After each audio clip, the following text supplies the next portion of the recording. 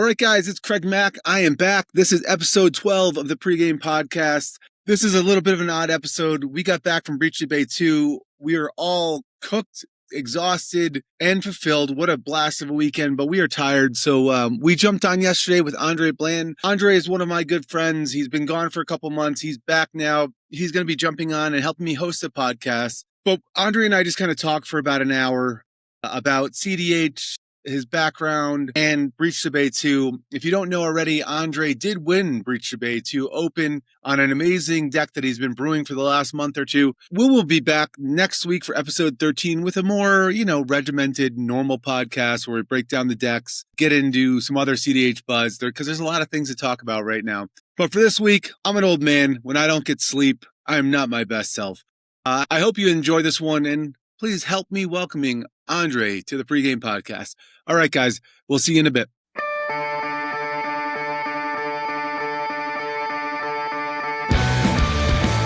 All right, guys, it's Craig Mack. I'm incredibly excited to introduce Andrei Blanton as this week's co-host of the Pregame Podcast. And Andrei's going to be joining me as much as he can. He's a very busy man, full of intrigue and mystery. But if you know Andrei, you know he's one of the most creative deck builders in cEDH. He has a habit of showing up to tournaments with decks that make people say, wait, you're playing what?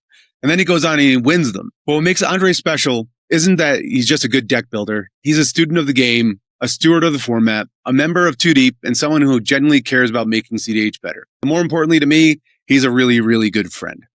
He sees this game differently than anyone I know, and I'm incredibly excited to have his perspective on the show. Welcome, Andrei. Thank you. I'm so excited to be here. Yeah, that was a very kind introduction. I see myself just like a guy who plays cEDH, and I'm just stoked to meet as many people as I can and get as involved as I can get, and to make people have more fun playing it. I mean, that's the goal at the end of the day. I'm like super excited to have you on the podcast. I know a lot of people are too. When I travel to events without you, I get tons of questions. Hey, what's Andrei playing now? Like it was Ulalek. Ulalek was the big one, and that came out of nowhere. I remember when that won in Albuquerque, like I had so many questions. They're like, do you play against that deck? And I'm like, yeah, I play against it all the time. And they're like, is it a fluke? And I'm like, no, it's not a fluke. Like it beats me all the time. It beats me in weird ways. It was an impossible deck to figure out how to interact with. You don't know when the pinch points were. You didn't know what piece you had to remove, and it just kind of won out of nowhere. So I always had questions from really, really good players too. How do I stop this deck? And I always kept my lips sealed because that's none of their business. They got to lose to it just as many times as I had to. So yeah, it's one way to learn. Yeah, that's how you learn, man. That's how I learned. It's like getting kicked in the teeth by Ulalek over and over again. But I thought, like, for the people that don't know you, Andrei, a good thing to do might just be, just like talk to you for a second, figure out, who Andrei is. I mean, I'm flattered that people care. Let's do it. Even if they don't, they're going to find out. So that's fine. Yeah, that's right. That's right. You're my captive audience now. Yeah. We're kind of forcing it on you. Yeah. So when did you first get into Magic? I guess that's an easy question. Oh boy, easy-ish. I have been playing Magic as long as I've been forming memories. My older brother was so excited when I was born because he had this like obsession with Magic the Gathering and Pokemon and all these different card games. And we kind of lived like in a somewhat rural part of Massachusetts. And so he was just so excited to have someone to play with all the time absolutely. At home. And so as soon as I was reading, I started to learn how to read when I was like 4 years old. It was Pokemon right away. And then in a matter of weeks, we were playing Magic. So I've been playing Magic literally my entire like sentient life. That's pretty amazing. Which part of rural Massachusetts? We were in a little town called Shutesbury. It's outside of Amherst. Yep. Yeah. Real dirt road. Yeah. That sounds like Western Mass. A lot of trees. Yeah, exactly. Up there. Yep. Absolutely. All right. So, how did you find cEDH? So I've been playing Magic on like a local level, not traveling or doing anything competitive. And as a teenager, the first round of Precons came out, and I had sort of started to play Commander before those came out as the format was starting to get more popular. And when the Precons came out, our local game store had a tournament. It was everyone who shows up plays in one big pod. So it was like a 10-person table, and the prizing was like, you win a bunch of these Precons and play mats and stuff. Yeah. And so I showed up and tried to spike it with like, I think I bought one of the precons. It was the Zedru, the Great Hearted one, and I tried to build that to like be playable in a competitive environment. Which anyone who looks at all the precons and sees the one that says "Give your opponents permanence" and thinks, "Yeah, this could work," That's it's the definitely one. got a screw loose, you know. But that was the one for me, and I kept cooking on that for a while. It never worked, but I had a blast. And ever since then, I was kind of enamored with Commander. I think there's something really special about the amount that a person can express themselves through the commander that they choose and the construction of a deck that they build. And I also think there's something really special about the dynamic between four players rather than a 1v1 game state. And so by the time I was in college, I started to brew like really spiky stuff. And one day I was playing back home with Ken and a bunch of our other friends at Zeke and Ken's on Clark Sakashima, obviously. And they invite me to play cEDH and they're like, "Do you want to borrow a deck?" And I just thought, no, like I'm playing high power commander anyways. I'm just going to try. And I had been playing Beladros Witherbloom for ages. And I was obsessed with that deck. It was like my favorite thing in the world to do. I had all these like fancy printings of stuff. And so I sat down and I played that and I won. And then I won again. And then I won again. And just like the feeling of that and like the feeling of like I made something unique and it's working and like I'm expressing myself and it felt like suddenly the fact that I was winning actually mattered and meant something. And I never looked back. Like I took apart everything casual and that was it. Like I didn't want to do anything but cEDH. Within a year, it's all I was thinking about. And I built Cinder Split and Okun as kind of like an homage to Ken's Clark Sakashima and played that for years early on in the format. My first tournament I ever went to, I played that and I got to the top 4 with it. Yeah, that's a pretty awesome story. That falls into the next question I was going to ask anyways.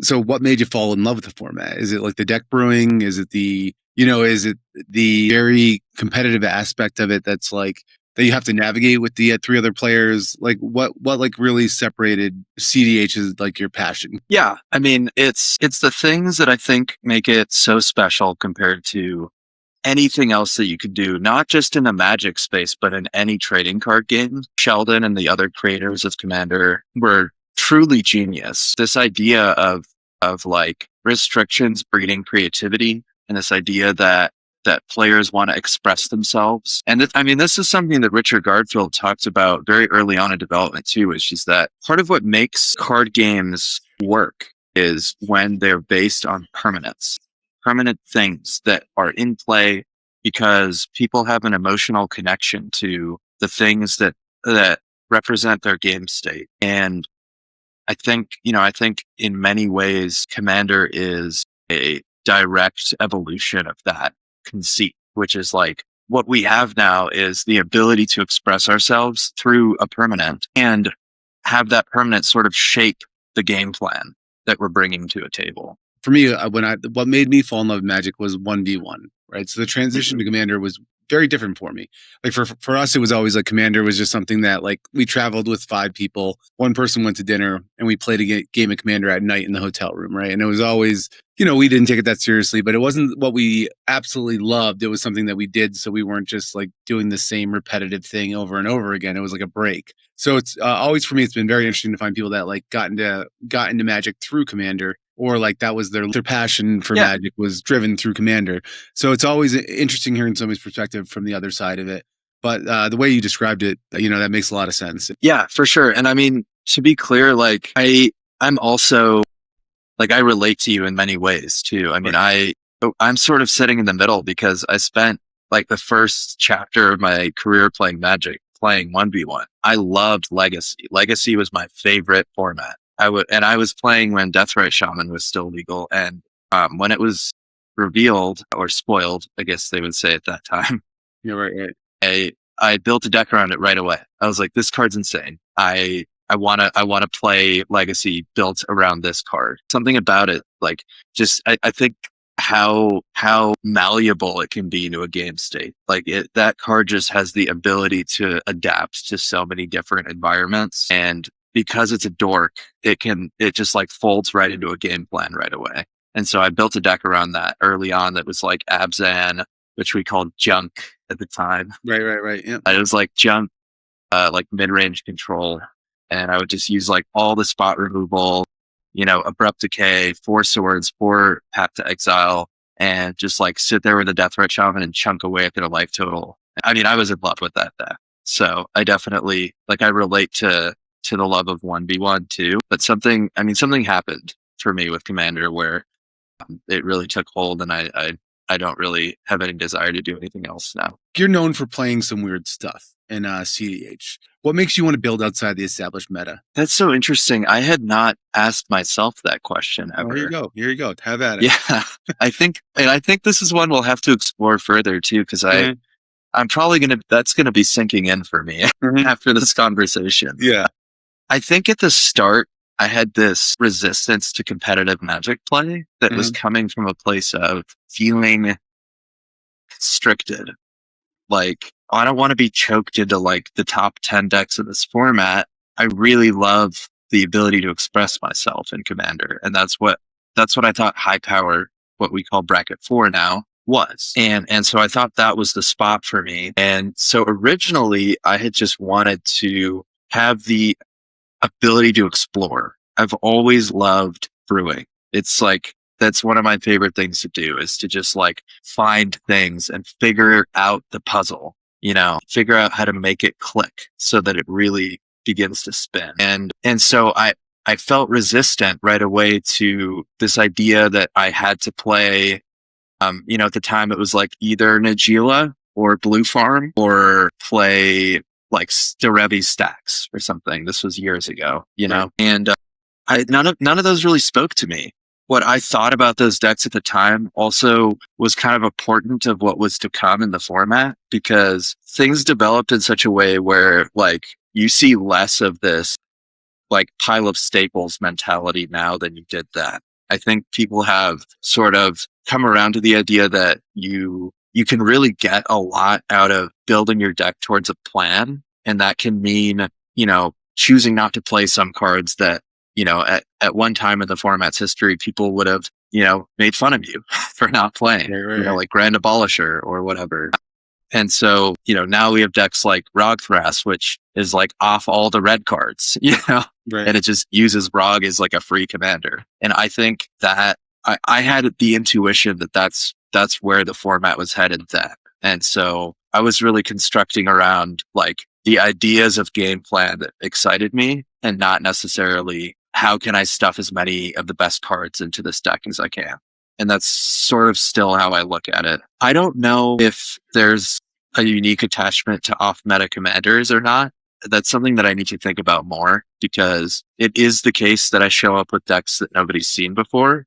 And I don't know if that's because I have a deep desire to be unique and to prove a point, or if it's because of something like less selfish, I guess, like more just, this is what I find fun right now. Yeah. And if you ever want to come back to that question, you let me know, Andrei. We'll jump right back in there for sure. I'm sure it'll come up again at some point. I'm sure it will. So, in the same vein, like what is the deck that you've built so far in your like cEDH, career, I guess we could call it, that you're most proud of building?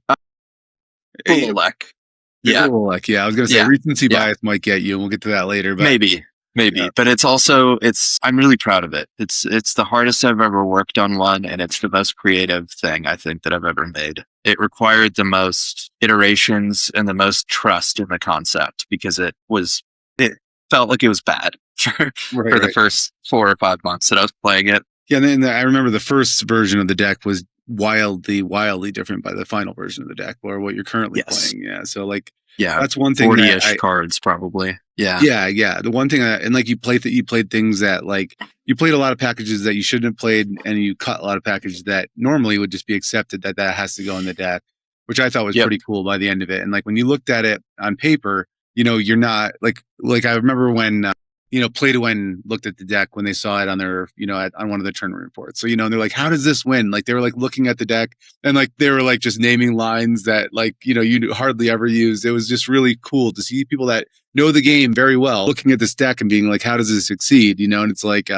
I think that had to feel, good. And like watching you over the last month and a half, 2 months, or maybe even less than that with the deck that you were currently building and the amount of changes you would make week to week and the things you would cut, you're cutting cards that, if you ask me, shouldn't be cut, but by the end of your iteration going into the Breach the Bay, the deck was so much different than like, what I would consider, the original version of the deck. And with cards that were just kind of, redundancy of cards that I wouldn't have had redundancy of. But when you played it and when you play against it, you can see why, right? There's just this overwhelming number of these cards that keep coming at you. And when you're playing against normal cEDH deck, you don't have to face that. You're worried about a Chain of Vapor or a Flood Maw, or a couple pieces of disruption that aren't counter spells or, normal types of interaction. When you play against you, there's just like this deluge that come at you. And it's usually one card that produces these deluges, or these rainstorms like, Yawgmoth. When I used to see you land a Yawgmoth in the deck you're currently playing, and it's just like, it just keeps coming. The removal keeps coming. They stop it once and it's another piece. It's another piece. It's another piece. It's another piece. And it just stacks and while it's doing it. So I think those little packages that you include in these decks will allow you to pivot. Like, oh, this game plan's off. I'm going to go to this game plan. And now I just have to find one card to turn on this thing that will find me my win. I always found that brilliant, and I do think it's unique to the way you build decks. So, that's something I really appreciate. Yeah. Thank you. That's very kind. I've been so flattered by the reception to Ulalek and just like the voices in the community that have been excited about that deck. They're as excited as I am. With Witherbloom, I was making changes down to the last day. Like, right. I asked you to bring me a Last March of the Ents at the event because I decided to play it the day before we left. Yeah. It was like the day before there was 2 cards. The day we got to the hotel. I was like, oh, I have it up in my room. Yeah, and they turned out to be very good changes. Think about those last couple changes you made. Like, really, I feel like they were all good. Yeah, Razaketh, Arasta, Beseech the Queen, and Last March of the Ents were 4 cards that I put in at the last minute, and all 4 were all-stars at this tournament. And it took me playing the deck for a couple weeks to realize that that's what it needed to be doing. And I think that like what I'm experiencing when I'm looking at a deck list has to be unique to me because I have a feeling in my body about like when it's ready or when it's right.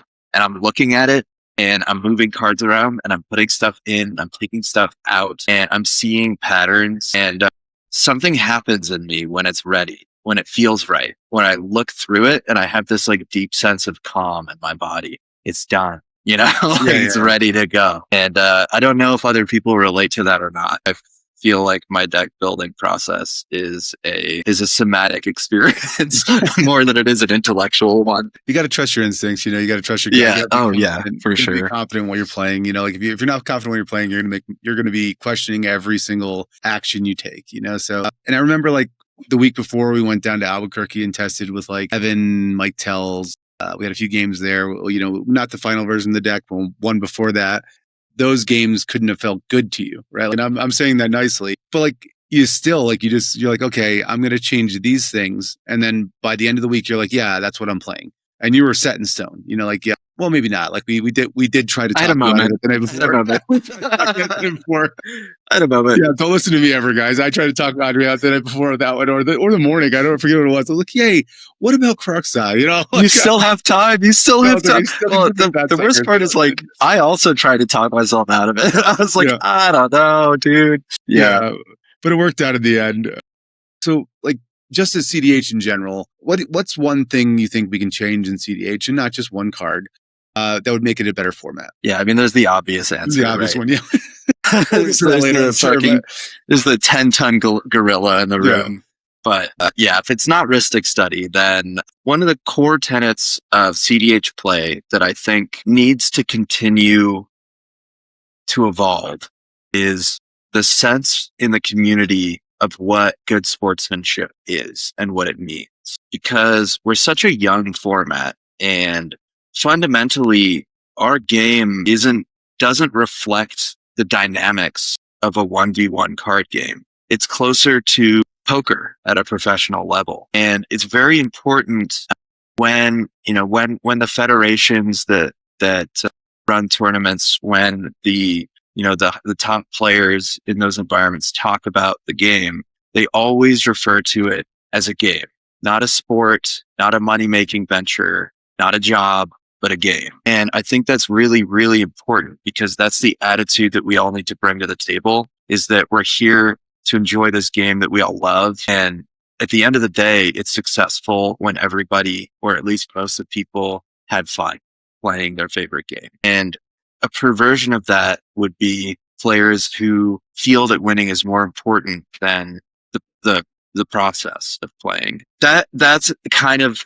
ethereal, obviously. My thought on a more basic level is like, it's really important to reward good sportsmanship in our community. It's really important to reward well-run tournaments, to reward people who really love the game, the voices that are, that are pushing us towards a more positive future. And it's also important to levy good criticism, constructive criticism. The ban list needs some work, and the way that we're thinking about the way the meta we want the meta to look in the future, that's an important conversation to keep going.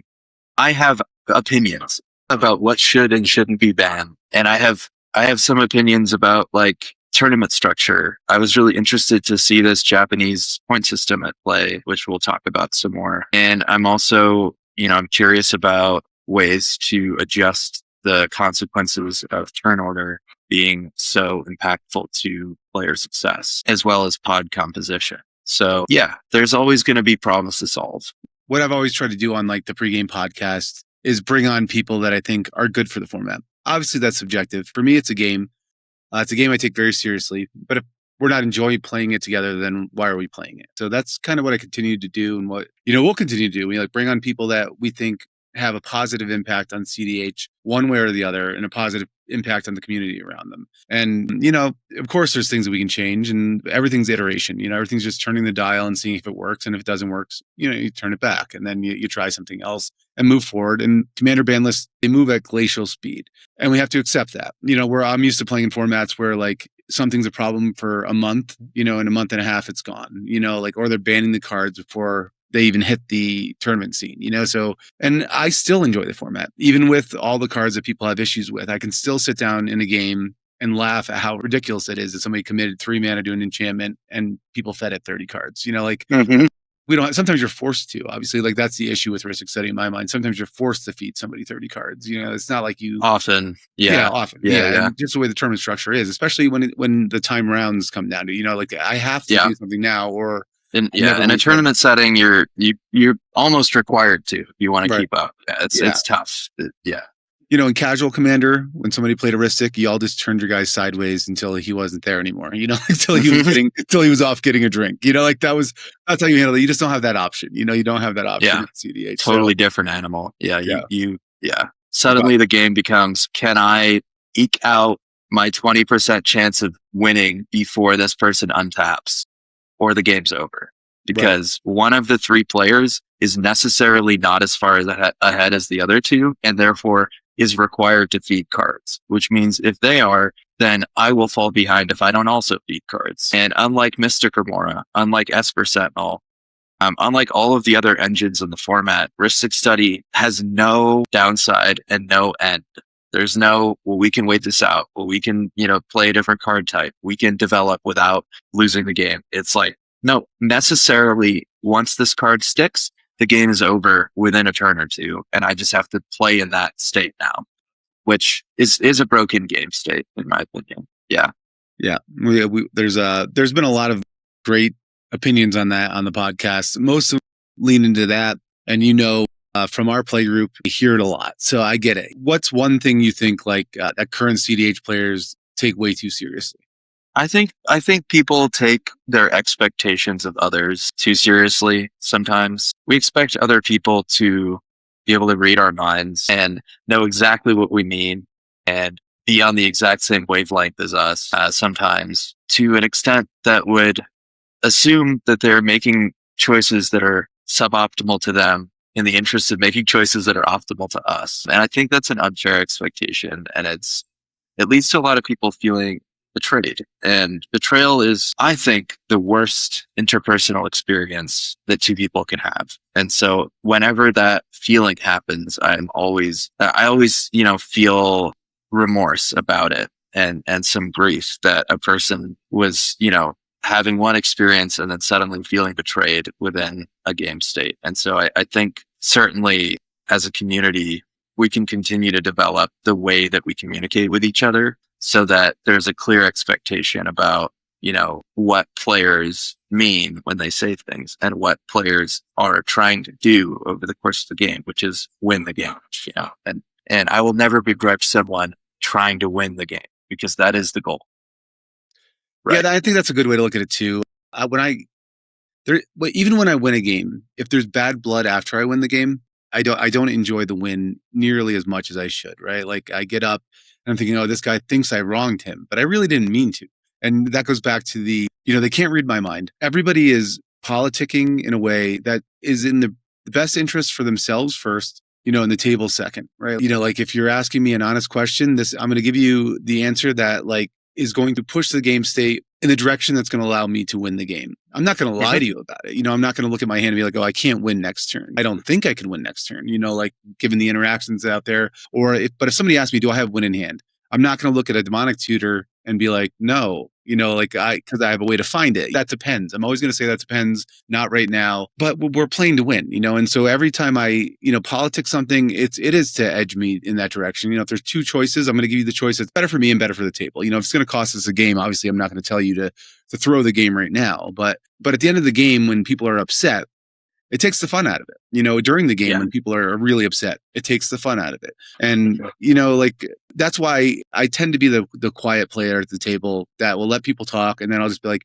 from my point of view, if you do this, it's very bad, blah, blah, blah. But ultimately it's your decision. And I want you to do what you think is going to win you the game.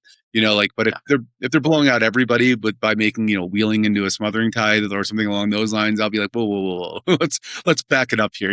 We probably shouldn't do this. And what is one thing that cEDH players nowadays, I guess, don't take seriously enough? I think it's usually permanents that sit around. Arc of Dagson, Perk, Rhystic Study, Smothering Tithe. These are cards that become unbeatable. Right. It's not. There are certain cards where your last opportunity to interact with them happened before they were in play or happened within the first turn or two that they were in play. And the longer they sit there, the worse it gets. There's not a lot of them, but they exist. And I think sometimes there can be kind of a complacency of it's worked so far. Let's just keep going how we have been. There's a curiosity on this VB, but he's tapped out right now, so we're probably good, And it's like, well, no, it's just going to start casting a ton of instants. He's going to draw his deck on top of anything that you're doing at the last second. And Valley Flood Caller is another one of those. You can never let that card sit on the board ever. If there's a Flood Caller in play, it needs to die before the player untaps 100% of the time. And there are things that seem innocuous that I think people, newer players especially, who haven't had the experience of losing to them a lot of times, don't recognize the incredible threat that they represent. Right. And some of them, like you mentioned, like Smothering Tide, for instance, is one of those cards that, somebody puts in the stack. No one wants to use their piece on it. They're in their mind, okay, this is not going to win them a game right now, but it is going to win them a game in one turn cycle. They will win the game with a Smothering Tide. And they're more apt to let that land than even a Rhystic Study. We get in these discussions all the time about somebody puts a Rhystic Study in the stack. Well, if I force a will this, somebody's going to play one next and the game's going to break parity. I'd much rather play against one person with a Rhystic Study personally than play against a table with three or four of them on it. That's a nightmare. And then the same thing, I think we just have to learn to interact with things and then worry about what comes later, right? Get them off the board, not let them hit the board. We see Necropotents get politicked into landing all the time. I'll just necro for 5. Well, yeah, but what about next turn? That 5's not what I have to worry about. You have to politic that into you can get 5 a turn going forward. You can't have, trying to stop a guy with a necro after they just rip 27 is nearly impossible. And this is your point where you can blow them out. For me, it gets tough because you get into that. And I know I shouldn't say these things, but it's I feel bad just blowing one person out of the game completely, but if you're trying to win the game, sometimes you have to, to use a bad term, put them in the dirt, if they kept a greedy hand that all it does is rely on, resolving a ristic study or a necro, they kept a risky hand, Yeah. I'm not going to reward And it's okay that. for them to get punished for that. You're going to That's learn. okay. Yeah. You'll learn that way. I don't see an issue with that. Like if your deck survives off casting a ristic study, and this is my deck, so I can say this, it's like just casting a ristic study and then drawing cards and then having interaction to protect it, then don't let them have the ristic study. Don't let them have the smothering tide. In Andrei's opinion, what makes a great cEDH player? A great cEDH player has two characteristics, and from my experience, which is an intimate understanding of Magic mechanically, and that's not just, I know how the stack works. I know how to like fool my opponents by knowing these niche interactions. It's also being able to read what your opponents need out of an interaction and push them into playing suboptimally to get them to where they need. And the second thing is being a clear and concise communicator. And that's, again, like, there are many good players who talk a lot, and that's their strategy. Right. There are also plenty of good players that don't talk a lot, that talk and communicate clearly, but don't do so an overwhelming amount, or an amount that sets them apart from the rest of the table. So I think the quality of your communication skills is more important than the volume. And I think on a mechanical level, your ability to play, and this is like a skill that's transferable from 1v1, to play in such a way where you force your opponents into suboptimal positions with your sequencing, with what information you don't share, with the points at which you choose to interact with them. Those are the points that edge you ahead. And that stuff adds up. Over the course of a game, if you cause your opponents to make 5 or 10 clear mistakes or suboptimal decision points with your sequencing, with when you chose to do things, you're going to come out on top, because now they've depleted resources that they needed, and they've depleted their ability to do things at the times they needed to do them. I agree with you completely. I think that's the most, like, being technically sound, being emotionally developed enough to have a conversation with somebody about what they're trying to do is very important. Like, you explained it when we were just discussing politicking one time to me, that like when somebody's going to push and they're going to get blown out, they're going to throw the game to somebody else, just stopping and talking with them prior to them doing it and not being mad about it, being like, hey, why do you think this is a good idea to go right now? But I think that's a very smart way to do it, because it's not generating negative emotions. You're communicating by saying, you're probably going to get stopped here anyways, and you're going to draw, probably 30 cards in the process of doing that, and the game's going to be over. Let's think about this. Like, do you need to go right now? You're going to get another turn cycle. Just having those small conversations with people, like, throughout the course of the game, and you're not playing their hands for them. You want them to make their own decisions, but you want them to like stop and think before they just rush into something. And like, actually in our testing game the other day when we were testing with Evan and Mike, you said that to me, because I tutored for a silence on Mike's end step. I was going to go on my turn, and you're like, Craig, I don't think you'll get there right now. And like, it made me stop. And like, I know you weren't trying to stop me from attempting a win, but like you made me take a step back, and I thought about it for a second. I was like, I don't have enough mana to really fully push here. And again, especially with Evan across the table from me with a fish out, right? Like, I'm probably not winning that war. But when you explained it to me later, when we were discussing another player, I was like, oh, that was a very smart way to have me just pump the brakes for a second. And it might have been because you wanted to see your next turn as well. But you were correct. You were 100% correct that like, if I shoved right there, I wasn't going to get there. The way that I think about it is, this is an interpersonal communication skill, which is ask, don't tell. Mm-hmm. Never tell someone why they're doing something. Never tell someone that they are doing something. Ask them to walk you through their thought process. Because at the end of the day, if we can't treat each other with respect and assume that a person is doing something because they have a reason, then the communication we're at a communication breakdown. We've gotten to a point where I can no longer treat you as an equal in our conversation, and that's not fair. It's not fair to me or you, because everyone at the table is an equal. And if you have a sound reason for doing something, then I want to hear it. And sometimes someone will explain something to me, and I'll go, you know what? Fair enough. Yeah. Go ahead. Let's see what happens. That makes sense. Fun. This is going to be fun. For sure. What you've explained to me makes sense, but I just wanted to make sure that we were on the same page about what was happening, because I think sometimes too, people don't see all the same things as others because there's so much going on a board. And sometimes you'll forget about something, or sometimes you'll forget about revealed information. I would even frame this as like, if you're ever talking to your girlfriend or your wife or your boyfriend or whatever, and, they've done something that you don't like, and you say, "You're doing this to me. You've done this to me. Why have you done this to me?" Rather than, approaching it with like, "Can you explain to me what was going on for you? That because this is how this is feeling to me." And, suddenly there's a dissonance here. My experience and your experience no longer align. And, that's the attitude you want to bring into a cEDH game too, is like, I want to make sure that at the end of the day, we can at least agree on some basic truths about what's happening at the table. And as long as we can, and what the consequences of your actions are, I won't begrudge you any of your decisions. I just want to make sure that we're all on an even field in terms of our understanding of what's happening. Yeah, I think that's important. I do think that's important for sure. Yeah. We should preface this whole episode that we're doing right now that if we look like it, I am dead, man. I'm so tired.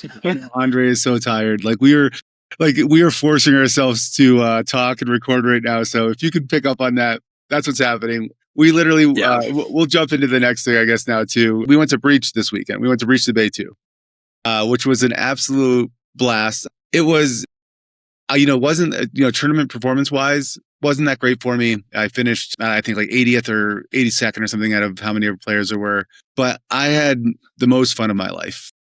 It was an absolute blast, start to finish. We had a great group of guys that went out from Santa Fe and Albuquerque. We flew different times. We stayed at the same hotel. Andrei and I shared a bed. Nothing weird, I don't think. We were both pretty tired. I mean, it was a little bit weird, and that's okay. It's just enough to be fun, Yeah, just enough to be fun. Yeah, we had a couple pullouts, but we from the moment we landed and to the moment we left, we jammed games. I mean, just constantly jammed games. We would get out of playing the Breach Open and just go back to, the hotel and just sit down with all the other players that we don't see that often, new friends that we made. And we just played games nonstop.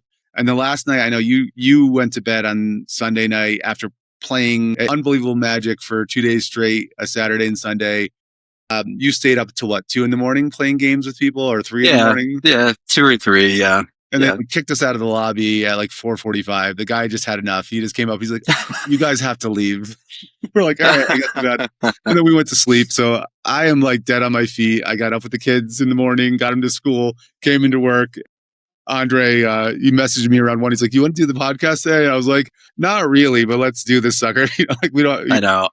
I didn't really want to do it either, but my philosophy is when I most don't want to do things is when I got to do them anyway. You got to get them done, but yeah. I guess for the event itself, I thought was absolutely awesome, right? So 429 players showed up to the Open. Give or take, there was a couple drops.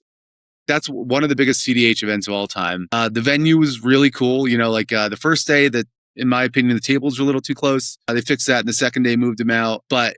Congrats to Merlin Games and Doot Loot. This event was absolutely awesome. Will go down in, legendary in my opinion. The vendors were awesome. The artists were so open, willing to do things. Altars, they had APs, the signatures. All the vendors had an absolutely ton of stock. There was food in the venue, which is, I think, is good. They had a little cafe, so you can go get a sandwich. And it wasn't bad too. No, it wasn't. Yeah. I thought it was going to be. I was sure I was going to be going there and be upset, but I got a sandwich, I got a salad once. They had Gatorade and Coke, bathrooms, water. I really, really enjoyed that aspect of it. What do you think? It was the most fun event I've ever gone to for cEDH, and that was outside of even the tournament play itself. I mean, the community was all there, and there were some key people missing that I really miss seeing. I really wish that Ian could have been there. Yeah, absolutely. But I completely understand, why he chose not to.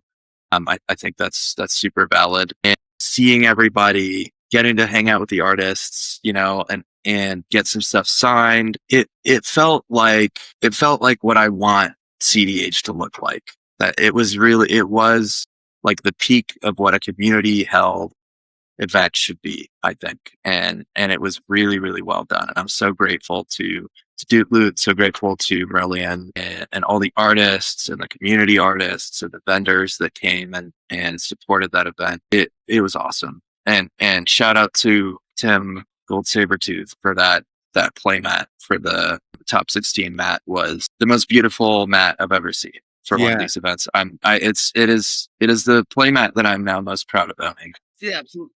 Having that champion mat from him. So yeah, really good stuff. Oh, awesome, you have one. Good. This is really beautiful. Top 16 mat. You left it on the table. Yeah. Okay, nice, good. No, I've got it. It's at the store. I have that one. Yeah, as well. So nice. Yeah, it was. That play mat. When he shared like pieces of the art throughout the course of it, and I was like, I cannot wait to get this play mat. When I got there, I was like, I cannot wait to get. That was the first thing I did. I walked in, walked over to the right, and I was like, I'll take that, please. Yeah, Tim really knocked it out of the park on that. And there was there was some criticism from different people. There always is. And the criticism's fine. That's just feedback, is how I put it. That depends on how you frame it. For sure. It was the first large American event running the Japanese point system, which I was really excited to try going in. And there's aspects of it that I think worked really well personally. And if you don't know exactly what the Japanese points is, we'll give the high level overview of it, or you can watch the episode I did with Jack from Doodaloo. I think it was 2 episodes ago when we were just talking about it. And, he goes through the finer points and why he thinks it's important.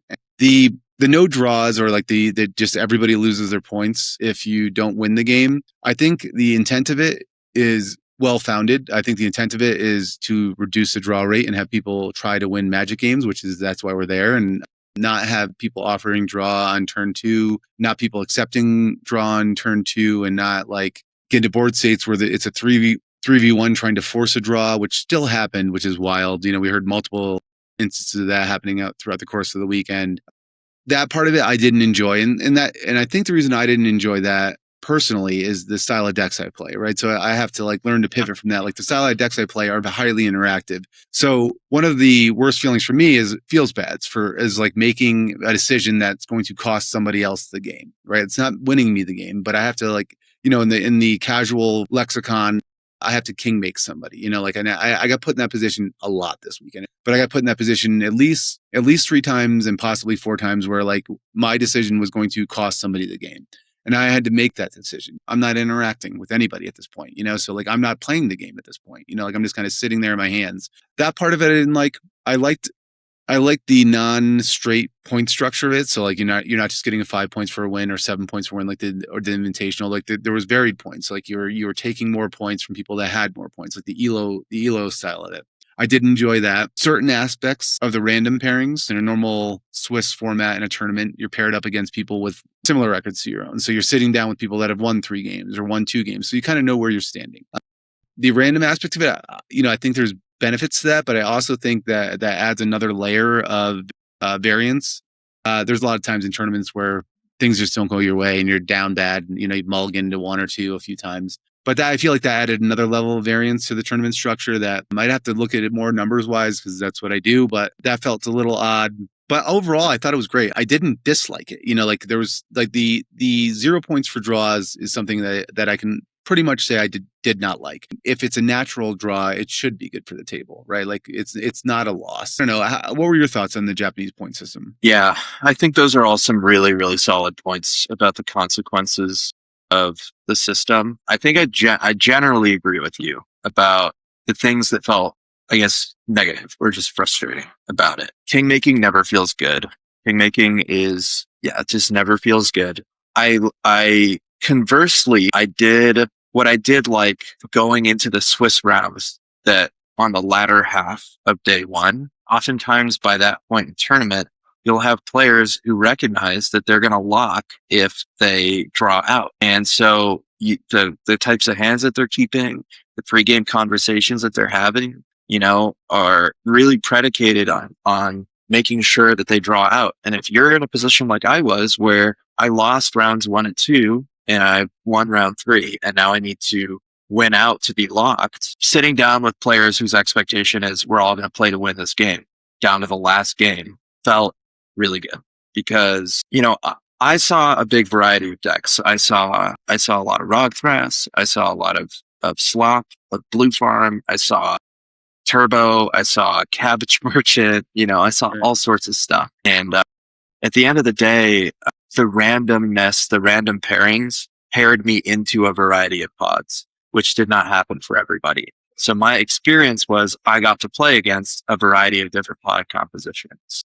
And because of that, I had a more positive experience, I think, with the random pairings. I very easily could see that having gone differently. And so like what you brought up with, well, my pods aren't balanced very well, and I'm playing against, and I apologize if I'm paraphrasing wrong, please correct me, decks that I might not expect to see in this composition this late into the splits. I'm sitting down in a pod and it's like Rogsai, and I'm playing Rog-Ishai. That's just not happening in round 5 of the splits, because not as many of those decks are going to cut to your consistency, and randomness just creates more outliers. That's just how, that's how randomizers work.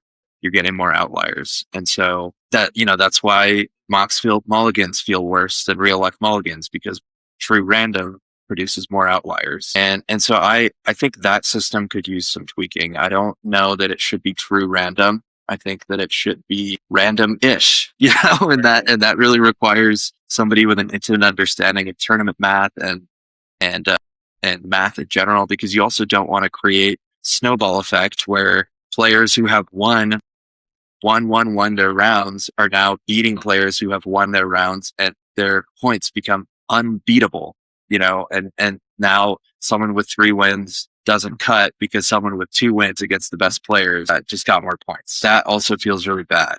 And not being able to play for a draw if you have players who are ready to fall on that sword and ready to just like blow you out and let someone else win feels really bad. And so I think it would be cool if there was more of like, well, let's all have a conversation. How can we keep this game going without it being a king make?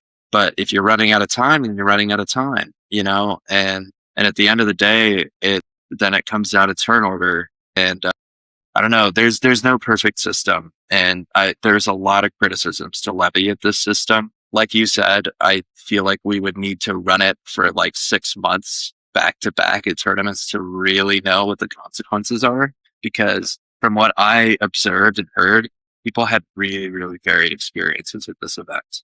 My experience was neutral to slightly positive, and I definitely felt the consequences of the point system, but I also didn't feel them as bad as we did. And I didn't feel them as bad as some of our other friends did. And I observed them, playing out in other pods. And so it's not clear whether it's better or worse or just different. And it's not clear if it could be tweaked to be better than it is now. It is just another system. It's a different way of doing the points. And at the end of the day, I wish that people would be more willing to just try to win every game and not draw late into tournaments. And that's really the only thing that annoys me, that I'm glad wasn't happening, because I hate sitting down in round 5 and having people, 2 of my opponents be like, well, if either of us win, we're going to draw because we cut if we draw. And now they're basically like colluding in silent ways throughout the course of the game to make sure the other 2 players can't win. The mindset they have from the moment they sit down is, I'm forcing 1 point out of this, right? Like that's always, I did enjoy the hidden standings aspect of it. Like the hidden standings of it, like just being like, I'm going to play the best I can. And when this tournament's done, they'll let me know if I made it or not. But that ties into the random pairings, because if you're pairing up every single time, you can still do that to an extent, right? If we keep drawing these games when we get to 3 wins, then we're making day 2. So it's a hard thing to balance. And like when I say that I need to see more of it, just like you did, it's because I guarantee that the experience I had with the pairings I had, it wasn't what other people had. Like I remember Nathan, for instance, like one of our friends showed up with his deck and he played in the slot pods all day. Like he played against Rog-Ishai and, and Kinnan all day. This is hyperbole. This is not an exaggeration. I sat down in turbo pods, three other turbo pods, 5 out of 6 rounds. I played 1 game of Magic where there was another mid-range deck at the table. That was it. But other than that, I sat down and it was me versus 3 turbo players and me trying to figure out how I can stop one of them without without King making another one. And then forcing me to literally the worst conversations about like, hey, I can stop him, but I can't stop you. Can we, what can we work out to get through this together? And obviously some people are open to that. And some people are just absolutely closed off from that. There was times during the tournament where I was just like, okay, listen, you're not going to get there. I promise you're not going to get there. You don't I know what this guy has because he shared it with me earlier, and he's not going to share it with you right now, but you're going to lose this game if you continue this path. And so I'm asking you, with a Ranger captain cracking the stack, will you not win after this Ranger captain? Those are the conversations. No, I can't do that. Okay, well, then this guy's going to win. I'm not going to interact with this, and you're going to lose to this right now. And I know it's coming. I know Born in a Silence is coming, right? It just created weird game states, the 0 points for draws. But the tournament itself, I don't think I did anything necessarily incorrectly throughout the course of the day. It was just one of those days where the first couple rounds I mulled the 1, which was felt bad, and 2 and 3, and then I had a decent hand in one game and just got blown out by Raul on on their turn 2. I haven't seen my turn 3 yet, and that was the honest thing. I had not seen my turn 3 in the first 4 games of the tournament, so that was exciting. At least, I mean, it was cool to see wins getting put on the stack. It was good to seeing all these turbo decks doing their thing. You got unlucky, and every round I was like, "Why do you keep getting paired in these fucking pods, dude?" Pardon my French, but right. It's just it's not fair. It just felt. I was annoyed about it, but happens. Yeah, I mean, I had an absolutely bombastic, stellar run at this tournament. I lost my first 2 games, and then I won out from there, and I won 7 games of Magic in a row, which is unbelievable. I'm really proud of how the deck did. I'm still kind of in disbelief. I'm not all the way awake right now, Yeah. I think it'll probably still settle in throughout the week, just the incredible run that I just had, especially, coming from my last tournament being the 10K in Albuquerque that I played Ululek at. So yeah, doing that, taking a break from the format, coming back and running it a second time is unbelievable. And I'm just so grateful for the good run that I had. The deck played really well. The pods were unique and cool. I played against a lot of different types of decks, a lot of different players. I lost to a turn 1 Ristic study once, and that was the only time that happened to me. And for that, I am grateful. Other than doing a full round by round tournament report, there's not much more to say except that I'm just so excited that I got to have the experience that I had. And it was so cool to play on stream twice too. I had friends that were watching from home texting me after the games ended that were just really, really stoked. And that top 64 stream game was actually one of the most fun games of Magic for me of the whole weekend. It was so back and forth, so dynamic. All my opponents were really, really kind and fun to play with. And so it was, it was a wonderful game. I'm glad it was caught on stream. But for me, watching you, because I got to do that. That was fun for me. The 7 straight wins is statistically nearly impossible, especially in team, right? So that was it was an unbelievable run to the finals. When I got to sit and watch the finals, I don't get emotional often, and I do get emotional, but over weird things, and I got emotional over it. It was really, really cool to watch you doing that and winning. And the whole event was absolutely a blast, a lot of fun. We got food every night. Yeah, we hung out every night. It was just a really, really good time. So again, thank you to Do and Merline Games for putting this on. And this is, for me, this is what cEDH events should look like. They all absolutely all can't be like this, right? They all can't be like this. But this was a really special one, and one that will go down in my memory for multiple reasons. And one of them is you winning. It would be wrong of us to not bring up that one of our other good friends, Nico Rubio, but Nico are on top deck, top 16 with Arkham as well, and had a very good run at the end. And just watching his joy when he won his top 64 game, because I was watching that happen in real time, and he got a smile on his face that was unforced and he was ecstatic that he won. So the whole weekend was filled with, good moments that completely drown out any type of, underperformance on my part. So thank you for doing that. Because I think if we all went there and got rolled, we still would have had fun. Who's kidding? Yep. Agreed. Yeah. I was just so excited to see Nico's run too. The only way it could have been better is if I saw him in the top 4 pod. That would have been awesome. Absolutely stellar tournament performance from Nico on this deck that he's been loving and grinding on for months now. So that was really awesome. And also Jess. Yes, dude. yes. Jess went absolutely crazy on Crick he was 64th in the Swiss, just barely made it in, and then crushed it up into the top 4 pod. I think probably, in my opinion, and no flack at all the other crick players out there, but I think Jess might be the best crick player alive. And it was just such a pleasure to get to play with him in the top 4 and hang out after the match as well. Yeah. He's a friend and a good guy. So that was just like such a cool pod to have in the top 4, to have me play this like weird Golgari homebrew and have crick in the pod as well. Yeah, that was a cool top 4. And like for us, it was funny because before the event, like Jess is like an international man of mystery to us, right? Like we met him. That's right. And like we were always enamored, like with the when we met him in Albuquerque, and it was just that was a cool experience, just because how it came about. Like he's got one of the most beautiful crick decks you will ever see in your life, and it's yes. And both of us love alters, signatures, APs, and so like when he like showed us that deck in Albuquerque, and he didn't even play, he just showed up, and he's like, "Hey," they're like, "I was actually playing the Redemption event in Albuquerque, and somebody came out and said, Craig, you have to see this guy's collection, and you have to see this guy's deck." And I went up and I dropped from the decks. I don't care what Redemption events. I was like, "Hey, I'm dropping." They're like, "Is everything all right?" I'm like, "Yeah, there's somebody with a really cool deck I want to go check out." And I literally dropped the event and went out and hung out with Jess for a while. And like he broke out this binder in Albuquerque, and it was just like he's like, "Oh, this is just like my trade stuff. You know, it's not my real collection." And like I opened it up and started looking through. I'm like, "This is like unbelievable. Like, yeah. So he's just a nice person, and other stories we won't tell on camera, but.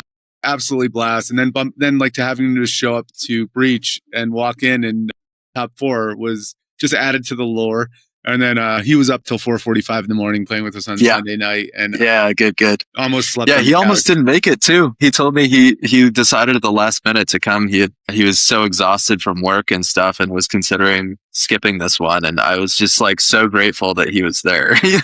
Yeah, truly inspiring deck. It is a lifetime of collecting and finding these like beautiful one-of pieces. It is up there with the most beautiful Magic decks I've ever seen. Yeah. And if you ever meet Jess, I highly recommend having a look at his crick deck. It's really, really cool. Yeah. And and one thing I'll say that's not specific to this tournament, but just in life in general. And I've been playing Magic long enough and playing, in international events, that language barrier sometimes becomes a thing. And if you don't encounter that, you will. And like, so when English or whatever language you're playing in is your second language, your third language, it's harder to communicate with each other. And sometimes things get taken the wrong way, taken out of context. And I think that's important. That should be your first frame of mind when something happens in a situation where there might be a miscommunication, right? Like it's hard enough to communicate in a cEDH game when somebody's just across the table from you and you play with them every single week. If you add a layer to it that you're speaking different languages, you're traveling from different countries, like just try to pause for a second and be a bit more forgiving. Like, because things happen all the time and things can get taken the wrong way that shouldn't be taken the wrong way. And that's all I'll say about that. But I hope you guys realize what I'm talking about, because sometimes it does happen. Yeah. And just to clarify for the listener as well, this is in reference to, there was a misunderstanding in the top 16 where Jess did not understand a deal that was given to him and responded, in a way that made sense to him. And then after the game, there was some upsetness about the fact that he, apparently had not kept to a deal, when in reality, it was simply just poor communication between players, two people who did not understand what the other person meant and proceeded accordingly. Give people the benefit of the doubt, assume that people have good intentions and ask, don't tell, Right. Approaching a situation with curiosity, and, the last thing you should be doing at the end of that conversation is accusations.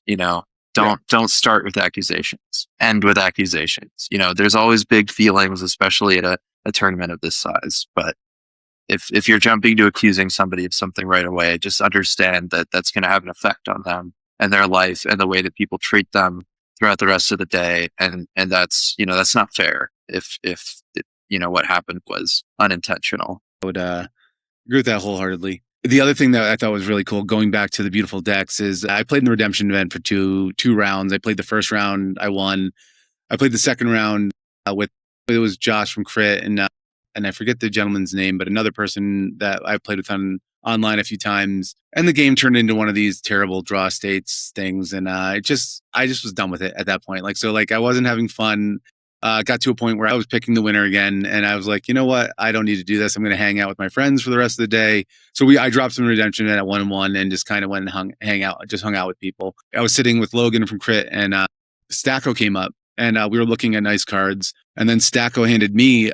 And I thought it was just a stack of cards because I started thumbing through them, and they were just so beautiful that I thought it was just like his collection. And I'm like, oh, is this just like trade stuff? And he's like, that's my deck. And I was like, holy shit. I didn't realize I was looking at Blue Farm the whole time because every card was just unbelievably gorgeous, signed, foreign foils. He had the offer in his deck, the Russian offer, one of the Russian offers. And I've never seen one in person. I knew they were super rare. But then afterwards, he gave us a full story. So Stacko, thanks for hanging out with me and explaining just how rare the thing was. I knew it was super rare, but I had no idea how rare it was. So and seeing one in person was really cool. No, it was cool. It was just cool as hell. I mean, that's what I love about Magic. I do love, luxury cardboard rectangles, and he had a really nice stack of them. I'll tell you that much. So for me, I give Breach the Bay, even with not doing as well as I wanted to, an A+. Me too. Yep, A+. Going to the lobster boil afterwards was like a highlight of my weekend too. That was so much fun. That was an experience. That was my first time ever having lobster. Yeah. So I'm stoked that I got to do that with you guys. Yeah, that was fun, man. I will say that. It was just it was unique. That was a unique way to cap it off. None of us knew what we were getting into. So that's right. Yeah, it was really awesome. All right, and I figured we'd touch on one more thing today for cEDH Buzz. Yeah, I think yesterday, when we were flying home, the He-Man Secret Lair got spoiled. And then we started seeing some weird cards that were just popping up. No one really knew what they were from yet. We saw these ones down here. We saw the Sarah Angel, the Baleful Strix, and all these weird printings with unique art on them that looked like playtest cards. This morning I woke up and it looks like it's spoiled. And from what I can gather, there was an article on Polygon about this thing, and it's going to be called the Zeta set. So the Zeta set is a secret layer that's coming out. I think it's early September. It's going to be on the Chaos layer, but it's a booster pack secret layer set. So that's the first of its kind, and it's going to be released $19.92 per pack. So it's the 1992 is an homage to when they made the first playtest cards for Magic Gathering, which was 1992. 7 random cards per pack, and they're broken up with commons, uncommons. You get a rare or a mythic, and then 1 random card, I believe. So it can be anything. They're done by a artist. It's a collective, I think. Yeah, Artist Collective. Mischief. Yeah. Mischief. There you go, Artist Collective, Mischief. Yeah. They did. They knocked it out of the park. Yes. All of these are so cool. Yeah. I mean, I loved the first set of Mischief Secret Lair cards too. I was a big fan of those. So when these were spoiled, I was excited. And when you told me today that there was more. Yeah. 119 cards, I think. Ecstatic. Yeah, I think it's going to be 119 cards. I mean, right off the rip, we've got these Urborgs are ridiculous. The Chrome I got to pick those up. Are cool. So cool. This is my new Bird of Paradise. I'll tell you that much. I think that thing's awesome looking. Me too. Yeah. Yeah, it's going to be a really cool thing. I like, and it's going to be fun to see it spoiled. I'm really excited to see the spoilers from these when they come out. And, 1992 is a little expensive for 7 cards, and we never know how many packs we will actually get or if we get any because secret layers can be, kind of a cluster trying to get in there. But I think this is a cool way to do it, and I'm excited about it. I'm really excited about this one, and I wonder if that brings more booster packs down the line. Yep, I'm also really excited. It's always a bit of a crapshoot with how big the print run's going to be, but either way, I'm seeing already plenty of cEDH playables, and so that's pretty exciting because I'll look forward to seeing some of these cards across the table. Yeah, absolutely. We got some Garth One Eye here, Pyro Black, Clown card. But yeah, I think this is something to keep on your radar, guys. And so we will have spoiler season starting soon for Reality Fracture and Star Trek, and now these. Oh, is it coming up? Well, that's good. That's exciting. Yeah, maybe we'll get an Eldrazi. Yeah, that'd be cool. That would be awesome. That would be awesome. With some random Eldrazi. That'd be cool. We're kind of rambling on, and we'll have a better format next time. But Andrei, thanks for coming on today. And like I said, guys, you'll be seeing a lot more of Andrei as we move forward. Happy to have him back in the fold. And Andrei, you want to say anything before we take off? Yeah, I mean, thanks for having me on. I'm looking forward to doing more of these Please let us know if there's anything about the format that you guys would like us to change or incorporate. Let me know what I can do to make it a better experience for the listener. I mean, at the end of the day, that's who we're doing this for, right? I'm just so grateful to be invited into your car ride home or your living room or wherever you're listening, doing dishes or what have you. So we'll get back to a normal kind of regimented podcast next week, but we wanted to get one on the books this week, and this is the only time we had. And again, you can hear it in both our voice. We are cooked, guys. We are absolutely cooked. But Andrei, thanks for a great weekend, man. It was an absolute blast watching you, and it was a lot of fun. And thank you. Yeah, looking forward to doing more.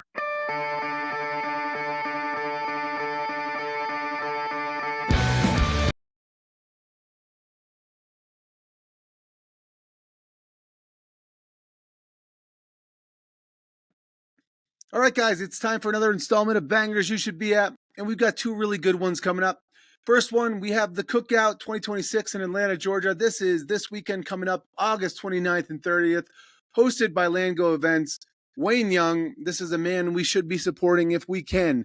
This is a 10K plus cEDH main event with the prize pool scaling all the way to $20,000 at 256 players. And, this is Atlanta. We should be able to get there, guys. And this is the first event that's happening for the new season of the Top Deck Invitational. So try to make it. First place takes home $3,400. It's proxy friendly as always. They're capping the field at 360 players. This one is happening this weekend. So if you're anywhere near Atlanta or looking for an excuse to make a terrible last minute travel decision, get to the Cookout, get in a car, get on a train, get to walking. There's carpools available. Support these events. Support Wayne Young, support Landgo Events, and have a good time. And then next up, we've got the Atrium 2. This is happening at Lost Levels Card Shop in Claremont, California. BFF cEDH, another great Wayne here, and Lost Levels are running it back after the first Atrium. It's got 5 rounds on day 1, a top 16 on day 2, cash prizing that scales with attendance, plus a 56-player redemption event, on-demand 6-player events, and on-demand 16-player events. It's also kicking off year 2 of the Best of the West circuit. I love supporting circuits. Circuits build cEDH, build player events. And I love events like this. If we want more places to play competitive Commander, we have to actually show up and support people putting in work to run them. Get to the Cookout. So get to the Cookout, get to the Atrium 2, 2 certified bangers you should be at. Links in the description for both of these events, guys. I will see you guys there. All right. I'll talk to you guys next week, episode 13. Peace.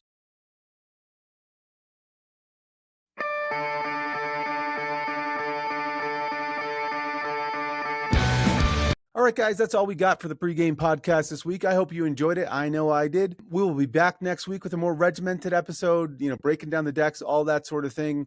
You know what we always say, like, subscribe, share the content with somebody else. We're just trying to get cEDH in front of as many people as possible, and you are all helping us do that. Andrei will be back next week helping us host the podcast, running interviews, going over decks, and we'll have other folks that pop on occasionally as well that will help just diversify the ideas and how we look at things. But thanks again for watching, guys. We'll see you next week for episode 13, Pregame Podcast. We're out. Peace.